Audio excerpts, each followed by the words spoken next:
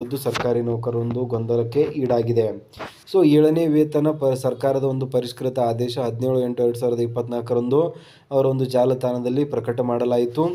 But ಅದರಲ್ಲಿ ಯಾವುದೇ ರೀತಿಯಾದಂತಹ ಯೂಸ್ಫುಲ್ ಆಗಿರುವಂಥ ಇನ್ಫಾರ್ಮೇಷನ್ ಇರಲಿಲ್ಲ. ಸರ್ಕಾರಿ ನೌಕರರಿಗೆ ಯಾವ ರೀತಿಯಾಗಿ ಒಂದು ತುಟ್ಟಿ ಭತ್ಯೆಯನ್ನು ನಾವು ನಿಗದಿ ಮಾಡ್ತಾ ಇದ್ದೇವೆ, ಯಾವ ರೀತಿಯಾಗಿ ಮೆಡಿಕಲ್ ಅಲವೆನ್ಸಸನ್ನು ನಿಗದಿ ಮಾಡ್ತಾ ಇದ್ದೇವೆ, ಅದೇ ರೀತಿಯಾಗಿ ಒಂದು ರಿಟೈರ್ಡ್ ಎಂಪ್ಲಾಯೀಸ್ಗಳೇನಿರ್ತಾರೆ ಅವರಿಗೆ ಒಂದು ಡಿಯರೆನ್ಸ್ ಅಲವೆನ್ಸನ್ನು ಯಾವ ರೀತಿಯಾಗಿ ನಿಗದಿ ಮಾಡ್ತೇವೆ. ಏನಕ್ಕಂದರೆ 7ನೇ ವೇತನ ಆಯೋಗದ ಒಂದು ವರದಿ ಏನು ಬಂದಿತ್ತು, ಅದರಲ್ಲಿ 70 ವರ್ಷಕ್ಕಿಂತ ಹೆಚ್ಚಿನ ಒಂದು ಏಜ್ ಹೊಂದಿರುವಂತಹ ರಿಟೈರ್ಡ್ ಸರ್ಕಾರಿ ನೌಕರರಿಗೆ 10% ಹೆಚ್ಚಿನ ಒಂದು ತುಟ್ಟಿ ಭತ್ಯೆಯನ್ನು ನೀಡೋದಕ್ಕೆ, ಒಂದು ಹೆಚ್ಚಿನ ಅಲವೆನ್ಸಸನ್ನು ನೀಡೋದಕ್ಕೆ ಒಂದು ಸರ್ಕಾರ ಒಪ್ಪಿಕೊಂಡಿದೆ ಅನ್ನೋ ಅದನ್ನು ನೀಡಬೇಕು ಅಂತ ಕೂಡ ಹೇಳಲಾಗ್ತಾ ಇತ್ತು. ಸೊ ಹಾಗಾದರೆ CM ಸಿದ್ದರಾಮಯ್ಯನವರು ಒಂದು ಕಡೆ ಹೇಳ್ತಾ ಇರುವಂಥದ್ದು 7ನೇ ವೇತನ ಆಯೋಗದ ರಿಪೋರ್ಟನ್ನು ನಾವು ಯಥಾವತ್ತಾಗಿ ಜಾರಿ ಮಾಡಿದ್ದೇವೆ. ಸೊ ಅದಕ್ಕಾಗಿ ನಿನ್ನೆ ಅವರಿಗೆ ಅಭಿನಂದನೆಗಳನ್ನು ಕೂಡ ಸಲ್ಲಿಸಲಾಯಿತು, ಅವರಿಗೆ ತುಂಬ ಹೊಗಳಿದ್ದು ಕೂಡ ಆಯಿತು.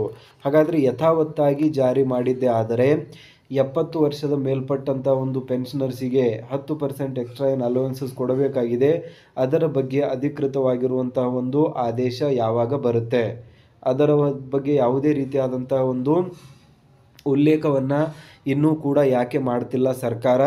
ಮೊದಲಿನ ಒಂದು ಆರ್ಡರನ್ನು ಕೂಡ ನಾವು ಚೆಕ್ ಮಾಡಿದ್ದೇವೆ, ಪ್ರೀವಿಯಸ್ ಆಗಿ ಒಂದು ವಿಡಿಯೋನ ಅಪ್ಲೋಡ್ ಮಾಡಿದ್ದೇವೆ, ಅದರಲ್ಲಿಯೂ ಕೂಡ ಸಂಪೂರ್ಣವಾಗಿರುವಂಥ ಆದೇಶವನ್ನು ನಾವು ನಿಮ್ಮೊಂದಿಗೆ ಶೇರ್ ಮಾಡಿಕೊಂಡಿದ್ದೇವೆ.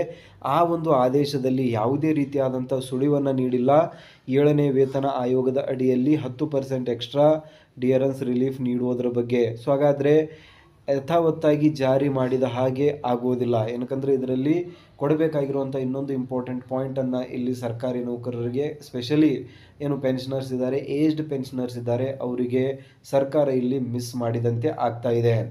ಅದ್ರ ಜೊತೆಗೇ ಇನ್ನೊಂದು ಪಾಯಿಂಟ್ ಕೂಡ ಇಲ್ಲಿ ಬರ್ತಾ ಇರುವಂಥದ್ದು, 7ನೇ ವೇತನ ಆಯೋಗ ಕರ್ನಾಟಕ DDO ಅಧಿಕಾರಿಗಳಿಗೆ ಬೇಕು ಇನ್ನೂ ಸಮಯ, ಆಗಸ್ಟ್ ತಿಂಗಳ ವೇತನದಲ್ಲಿ ಆರ್ಥಿಕ ಸೌಲಭ್ಯ ದೊರೆಯುವುದು ಕಷ್ಟ ಸಾಧ್ಯ ಅಂತ ಹೇಳಲಾಗ್ತಾ ಇದೆ.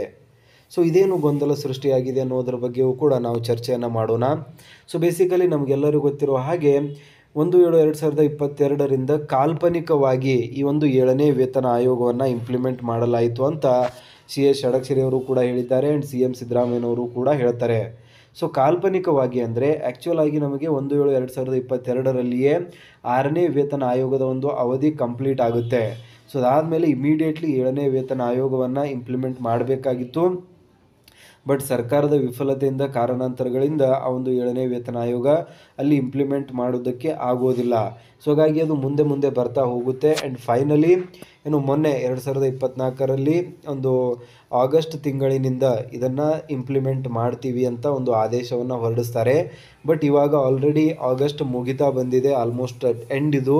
ಬಟ್ ಇನ್ನೂ ಕೂಡ HRMS ತಂತ್ರಾಂಶ ಅಂದರೆ ಒಬ್ಬ ಸರ್ಕಾರಿ ನೌಕರರಿಗೆ ಬರಬೇಕಾಗಿರುವಂಥ ಒಂದು ಬೇಸಿಕ್ ಸಂಬಳ, ಅವ್ರಿಗೆ ಬರಬೇಕಾಗಿರುವಂಥ ತುಟ್ಟಿ ಭತ್ಯೆ, ಅವ್ರಿಗೆ ಬರಬೇಕಾಗಿರುವಂಥ ಮೆಡಿಕಲ್ ಅಲವೆನ್ಸಸ್ಸು, ಟ್ರಾವೆಲ್ ಅಲವೆನ್ಸಸ್ಸು, ಅದರ್ ಮಿಸಲೇನಿಯಸ್ ಅಲವೆನ್ಸಸ್ಸು ಎಲ್ಲವನ್ನು ಸೇರಿಸಿ ಅವುಗಳನ್ನು ಪರಿಷ್ಕರಣೆ ಮಾಡಬೇಕಾಗಿರುವಂಥದ್ದು HRMS ಪೋರ್ಟಲ್ನಲ್ಲಿ ಅವೆಲ್ಲವನ್ನು ಕೂಡ ಅಪ್ಡೇಟ್ ಮಾಡಬೇಕಾಗುತ್ತೆ.